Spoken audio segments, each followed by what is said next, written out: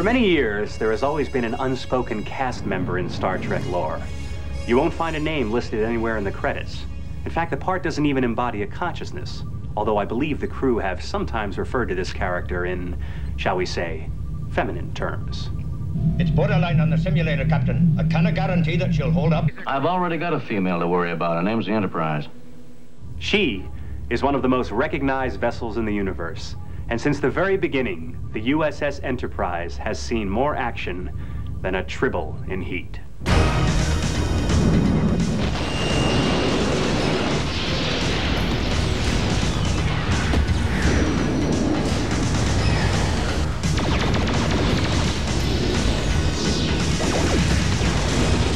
Ready thrusters.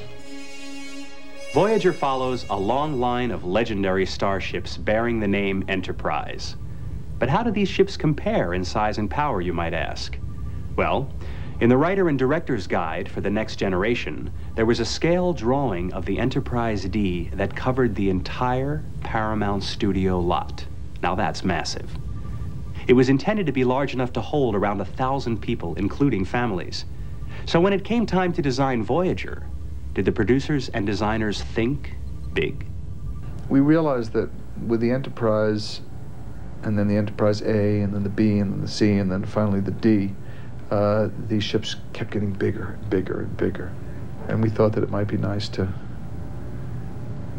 come up with an idea of a ship that was a little bit smaller, a little bit more maneuverable. Lay in a course toward the rupture and take us out. So the Voyager is a ship that's built for action and built for speed. We're taking it into places where there are problems that make navigation very difficult, where the Enterprise could not comfortably go. I've never seen a Federation starship that could maneuver through the plasma storms. You've never seen Voyager. Now it's time to go where few have gone before, on an exclusive tour of Voyager to show you some of these areas up close and personal. Follow me. Great seafaring explorers throughout history have always put plaques like this on their ships, listing their crews. And the production designers of Star Trek have followed that noble tradition. They've also included a poignant quote epitomizing their journey. On the Enterprise, you would have found the words, "To boldly go where no one has gone before." On Voyager, you'll find the words of the great poet Alfred Lord Tennyson. "For I dipped into the future, far as the human eye could see, saw the vision of the world and all the wonder that would be." There's lots of hallways. Hallways.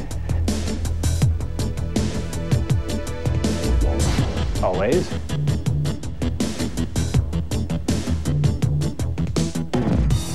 And hallways.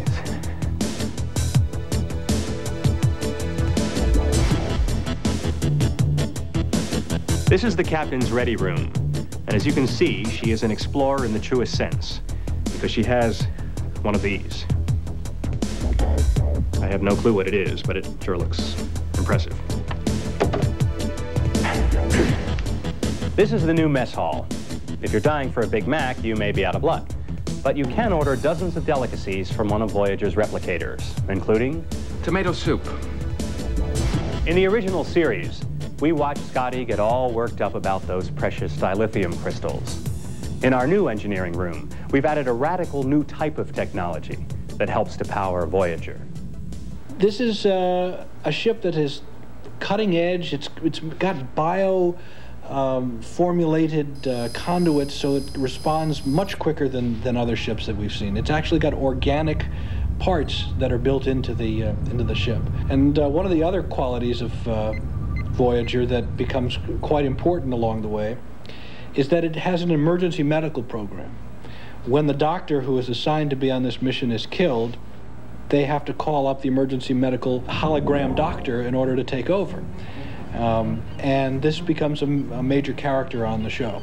A replacement must be requested as soon as possible. I am programmed only as a short-term emergency supplement to the medical team. Well, we may be stuck with you for a while, Doc. There's no need for concern. I am capable of treating any injury or disease. No concussion, you'll be fine. Clean him up. The doctor will see you now. Come on, just say ah. This won't hurt a bit. Don't worry, I'm only a hologram. And this is where my character appears whenever the crew needs a doctor. And believe me, I am not just a doctor. I've been designed with the information from 2,000 medical reference sources and the experience of 47 individual medical officers.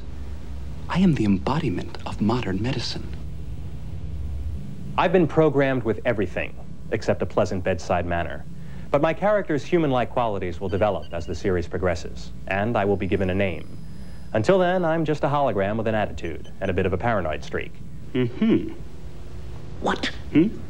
Is something wrong? Yes, terribly wrong. Your brain is not on file.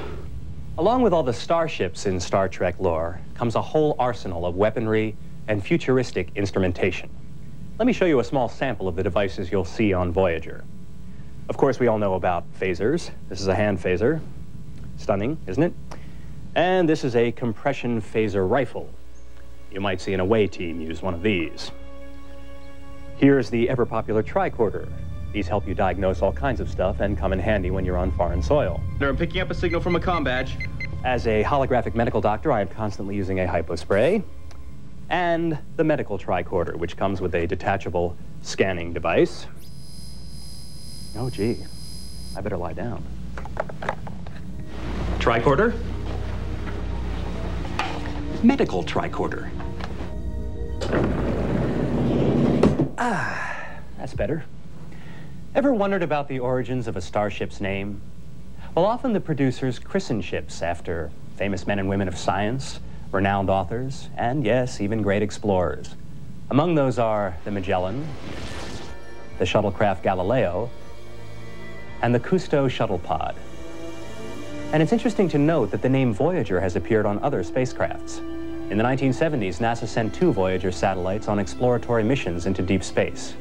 Subsequently, the first Star Trek motion picture featured a fictitious Voyager 6 satellite named Voyager.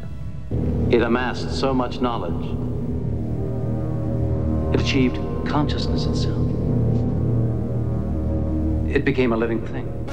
Coming up, we'll see what happens to Captain Janeway and the crew when they encounter new alien species on Star Trek Voyager, Inside the New Adventure.